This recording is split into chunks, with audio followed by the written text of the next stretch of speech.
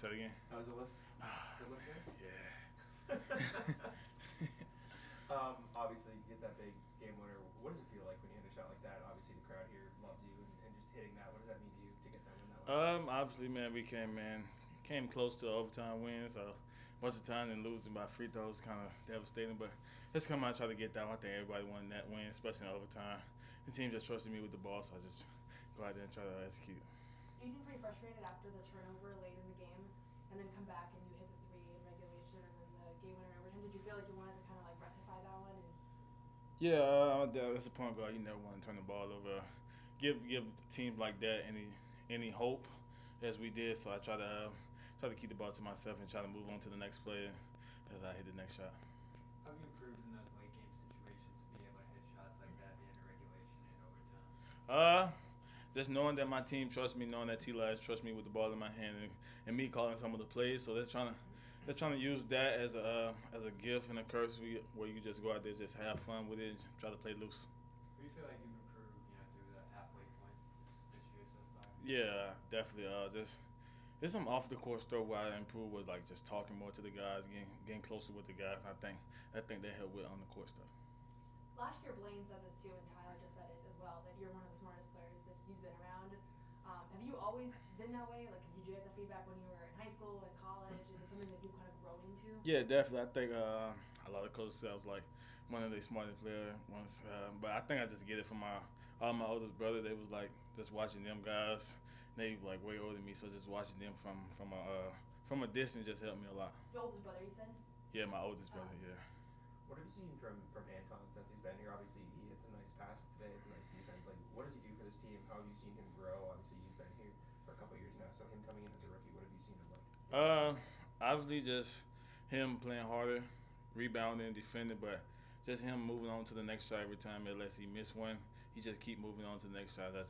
I try to keep motivating him. Just shoot the ball, brother. It might go in, it might not. It's all about trusting your work, and I see him trusting his work, and it just carry on. Baylor threw that pass to you a couple games ago on the road there, the full court. Has he surprised you as a passer? Like, what makes him so good at that? You feel like?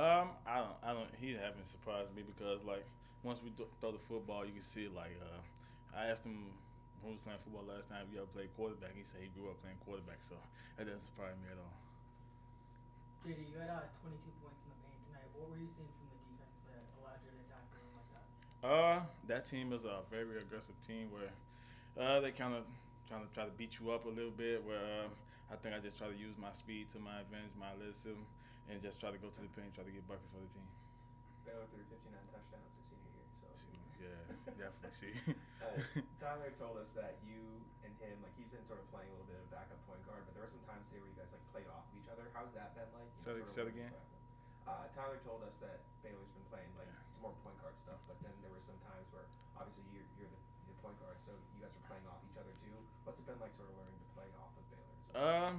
A lot of teams come in that like they like to take the ball out of my hands. I would say or pressure me, and we just came in. We talked about it. That you bring the ball up sometime. You can dribble. You can 11 assists tonight, 10 assists. So he can dribble the ball. He can pass the ball. So there's a lot of things he can do. So we just try to work on that together and just bring it to the court.